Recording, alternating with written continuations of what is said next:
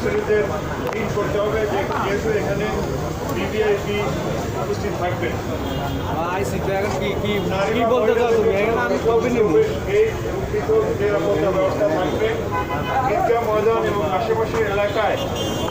DMP commissioner brief করছেন। DTDC dog squad sweeping এবং special ব্রাঞ্চের এইসব এলাকা সুইপিং করবে। ডিএমপি কমিশনার সাংবাদিকদের ব্রিফ করছেন। জাতীয় ঈদগাহ প্রশাসকের এবং প্রশাসনের লোকজন ব্রিফ করেছেন আগে, তারা চলে যাওয়ার পরে এখন ডিএমপি কমিশনার প্রশাসন নিয়ে কথা বলছেন। পরবর্তীতে কী কী থাকবে এই জাতীয় ঈদগাহ ঈদের দিন, যেহেতু মহামান্য রাষ্ট্রপতি এবং মাননীয় প্রধানমন্ত্রী এখানে ঈদের জামাত করতে আসবেন, প্রশাসনের কি দায়িত্ব থাকবে। কয়েকটা ওয়াচ টাওয়ার থাকবে, সেখান থেকে সংশ্লিষ্ট এলাকা মনিটরিং করা হবে। আমাদের অন্যান্য নিরাপত্তা বাহিনীর সাথে সমন্বয় থাকবে। সমন্বয় অনুযায়ী আমাদের ডিএমপি পুলিশ সদস্যগণ কাজ করবে। এছাড়া ফায়ার সার্ভিস হতে ফায়ার ব্রিগেডের ফায়ার টেন্ডার প্রস্তুত থাকবে। মেডিকেল হতে ইমার্জেন্সি মেডিকেল টিম থাকবে। বাইতুল মোকাররম কেন্দ্রিক যে নিরাপত্তা ব্যবস্থা, সেখানেও আলাদা প্রায় কাছাকাছি নিরাপত্তা ব্যবস্থা নেওয়া হচ্ছে। অন্যান্য ঈদগাহ সমূহে আমাদের পুলিশ যথারীতি মোতায়েন থাকবে। এখন জাতীয় ঈদগাহ কেন্দ্রিক যে ট্রাফিক ব্যবস্থাপনা, সেটি নিয়ে একটু জানাবো। ঈদগাহ কেন্দ্রিক ঈদ জামাত উপলক্ষে নগরীর কিছু কিছু পয়েন্টে ডাইভারশন দেওয়া থাকবে। আমরা আশা করি এই ডাইভারশনের ফলে নগরবাসীর অসুবিধা হবে না, যেহেতু ঢাকার অন্যদিকে যানবাহন চলাচল কম। সেই ডাইভারশনগুলো থাকবে হলো আপনাদের মাধ্যমে ক্লিয়ারলি জানানো, যাতে যানবাহন চালকরা আগে থেকে অবগত থাকে। 0 পয়েন্ট ক্রসিং, সরকারি কর্মচারী হাসপাতাল, high court crossing, press club link road, পররাষ্ট্র মন্ত্রণালয়ের পিছনের গলি, ইউপিএল বা control crossing, police control room gap, মৎস্য ভবন ক্রসিং, এইসব এলাকায় আমাদের ডাইভারশন থাকবে। এইসব এলাকা থেকে ঈদে যারা মুসলিমগণ এসে পায়ে হেঁটে ঈদগাহে প্রবেশ করতে পারবেন। একটা বিষয়, অনেক গাড়ি দেখা যাচ্ছে যে ঈদগাহের এলাকার আশেপাশে ঢোকার চেষ্টা করে। আপনাদের মাধ্যমে জানাচ্ছি, এই চেষ্টা যেন তারা না করে, যে ধরনের গাড়ি হোক না কেন।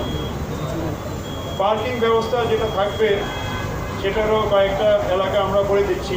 গণপূর্ত ভবনের আঙ্গিনায় বা তার ভিতরে সরকারি কর্মকর্তা বা সমাজের বিশিষ্ট ব্যক্তিবর্গ বা সাংবাদিকদের পার্কিং থাকবে পিডব্লিউডি অফিস এলাকায়। আইএবি ভবন ইঞ্জিনিয়ার্স ইনস্টিটিউশন, সেখানেও থাকবে। 0 পয়েন্ট ক্রসিং, ইউপিএল এর উভয় পাশে রাস্তার পাশে ফাঁকা জায়গা সহ রাস্তার পাশে হয়তো এক লাইন পার্কিং করা যাবে। দোয়েল চত্বরের দক্ষিণ পশ্চিম পাশেও পার্কিং করা যাবে। ফজলুল হক মুসলিম হল থেকে বঙ্গবাজার ফোকাস মার্কেট ক্রসিং পর্যন্ত রাস্তার উভয় পাশে পার্কিং থাকবে। মৎস্য ভবন ক্রসিংয়ের পূর্ব দিকে কার্পেটকড়ি রোড ক্রসিংয়ের পাশে রাস্তার উভয় পাশে পার্কিং থাকবে। মৎস্য ভবন হতে শাহবাগ ক্রসিং রাস্তার উভয় পাশে এক লাইনে পার্কিং থাকতে পারে। জাতীয় ঈদগাহে আগত মুসলিমদের প্রতি আমাদের সাধারণ অনুরোধ, নিরাপত্তার স্বার্থে তল্লাশি কাজে সহায়তা করতে হবে। অর্থাৎ আটকে গেটে প্রবেশ করতে হবে, ব্যাগ বা কোনো কিছু আনা যাবে না। অন্যান্য যে নিরাপত্তা বাহিনীর অনুরোধ, সেটা রাখতে হবে। ঈদগাহ ময়দানে কোনো প্রকার ব্যাগ, ধারালো বস্তু বা ধারিত পদার্থ নিয়ে আসা যাবে না। ঈদ জামাত শেষে তাড়াহুড়া করে না স্থান ত্যাগ করে সুশৃঙ্খলভাবে ঈদগাহ ময়দান ত্যাগ করতে হবে। সন্দেহজনক কোনো কিছু মনে হলে নিকটস্থ পুলিশকে বা 999-কে জানাতে হবে। এছাড়া যে কোনো প্রয়োজনে আমাদের ডিএমপি সহ অন্যান্য আইন শৃঙ্খলা রক্ষাকারী বাহিনীর সাথে আপনারা যোগাযোগ করতে পারেন।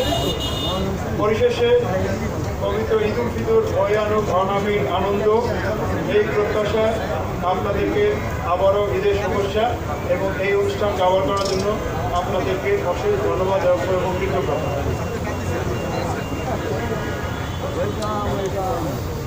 এইটা বিভাগীয় কমিশনার সাহেব নিশ্চয়ই প্রেস বিজ্ঞপ্তি বা কোনো না কোনোভাবে জানাবেন।